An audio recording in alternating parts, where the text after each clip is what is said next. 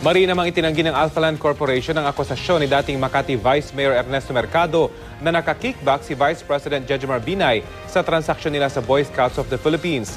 Maging ang Boy Scouts of the Philippines nanindigang walang anomalya sa pinasok na kasunduan. Balita hatid ni Pia Arcangel.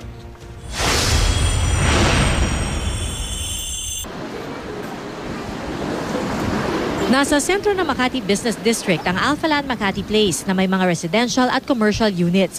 Elegante ang lugar na pagtatayuan din ng mall. Setyembre ng taong ito, inaasahang matatapos ang konstruksyon dito. Pero bago pa man magamit at okupahan ang Alphaland Makati Place, nabalot na sa kontrobersya ang lugar.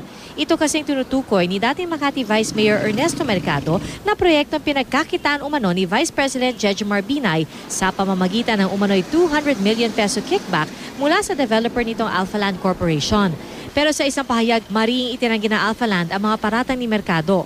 Malinis daw ang kanilang transaksyon sa Boy Scouts of the Philippines at walang bahid ng anomalya. Wala raw opisyal ng gobyerno na nabigyan ng kickback kaugnay ng Alphaland Boy Scouts Project. Nagpadala rin ng Alphaland ng kopya ng sulat kay Mercado ni Mario Oreta, presidente ng Alphaland Corporation, na may petsang January 7.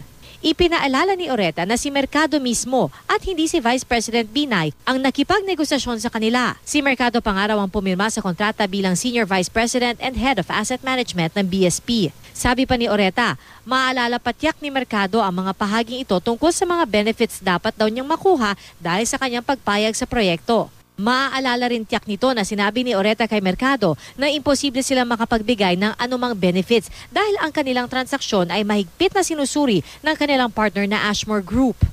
Nasa 21 billion pesos na ang halaga ng proyekto na nakatakdang matapos ngayong taon.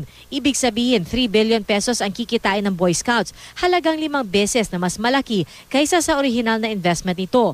Kung tutuusin, sabi ni Oreta, ito na raw ang maituturing na pinakamaganda at pinakamatagumpay na investment ng Boy Scouts. Pero sabi niya sa mga senador, pinakiusapan lang siya ni Binay na pumirma dahil nasa labas ng bansa noon si Binay. Balak ngayon ng Alphaland na kasuhan ng libel si Mercado dahil sa kanyang mga akusasyon. Sasagot naman ni Mercado sa liham, sinabi niyang nakagugulat ang alegasyong nagpahaging siya para humingi ng benepisyo mula sa Alphaland Boy Scouts deal.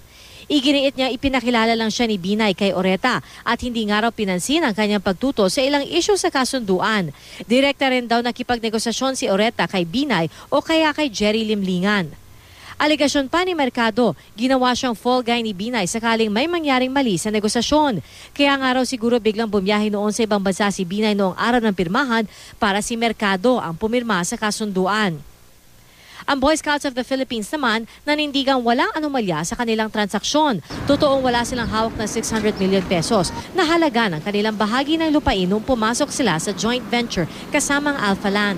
Kikita lang daw kasi sila ng pera kapag napaupa na ang bahagi ng developed property na pagmamay-ari nila.